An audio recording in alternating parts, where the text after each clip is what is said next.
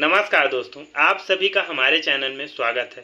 कल मोदी कैबिनेट की मीटिंग हुई और इस मीटिंग में वन नेशन वन इलेक्शन को मंजूरी मिल गया है।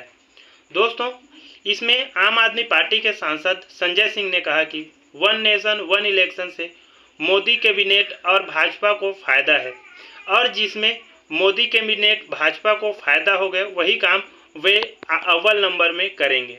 उन्होंने कहा कि भाजपा करप्शन और कमीशन की पार्टी है और बात करें भ्रष्टाचार की तो भ्रष्टाचार की सीमा लांघ दिया गया है। यदि वन नेशन वन इलेक्शन होगा तो देश में तानाशाही बढ़ेगी। हर चीज़ों की भाव में उतार चढ़ाव आता रहता है। जब पेट्रोल डीजल गैस सिलेंडर या अन्य सामानों के भाव में उतार चढ़ाव आता रहता है। जब इलेक्शन होता है तो भाव में कमी आ जाती है और जब इलेक्शन खत्म हो जाता है तो भाव में तेजी आ जाती है।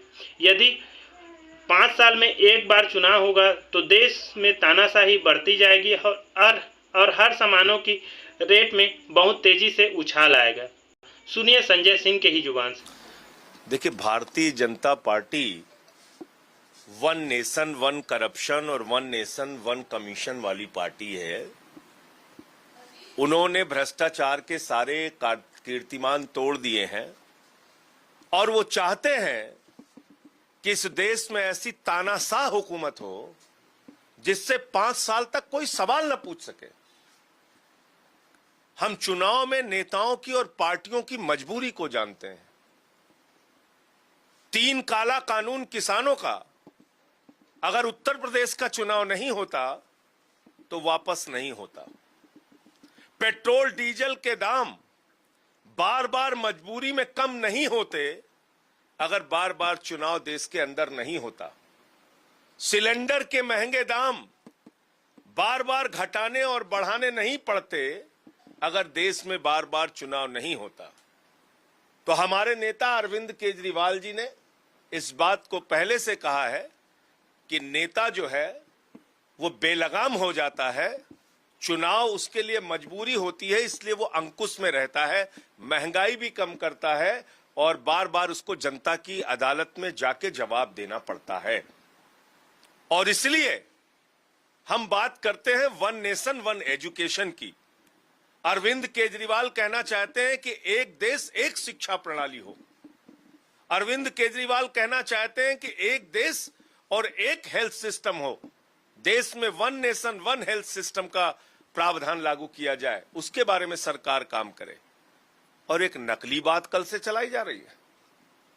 भाजपाई कल से एक नकली प्रोपेगेंडा खड़ा कर रहे हैं कि चुनाव में पैसे बहुत खर्चे होते हैं, पैसे बहुत खर्चे होते हैं।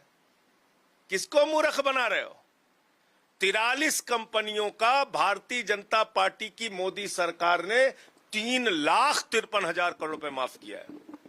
3,53,000 करोड़ रुपए जीरो लगाते लगाते आप थक जाएंगे, इतना पैसा माफ किया है। और कितना खर्चा होता है एक देश का चुनाव कराने में? 3,800 करोड़ रुपए, लगभग 4,000 करोड़ रुपए। और कितना पैसा लेके अकेले नीरव मोदी भाग गया? 20,000 करोड़ रुपए। यानी पूरे देश का चुनाव 25 साल तक कराया जा सकता है उतने पैसे में जितना अकेले नीरव मोदी लेके भाग गया। अब भाजपा ही मूर्ख बना रहे हैं।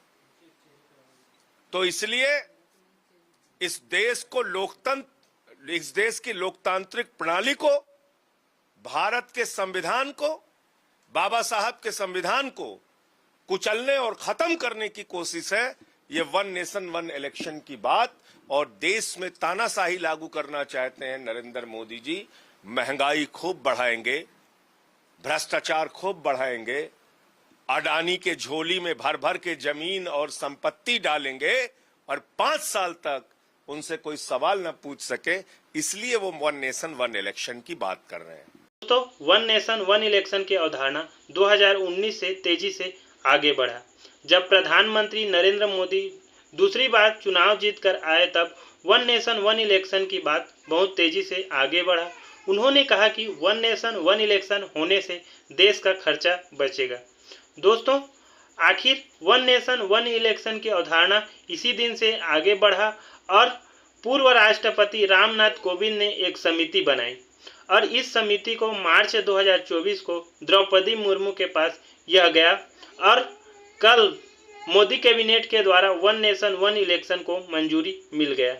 दोस्तों, इस अवधारणा के तहत पूरे देश में सभी चुनाव के लिए एक मतदाता सूची बनाना जाना है और सभी के लिए एक ही आईडी कार्ड बनाया जाएगा। ओवैसी ने कहा कि वन नेशन वन इलेक्शन होने की वजह से देश में सारी छोटी पार्टी समाप्त हो जाएगी, इसमें सारी क्षेत्रीय पार्टी समाप्त हो जाएगी, केवल राष्ट्रीय पार्टी ही बचेगी जिसमें सभी बड़ी पार्टी को फायदा होगा।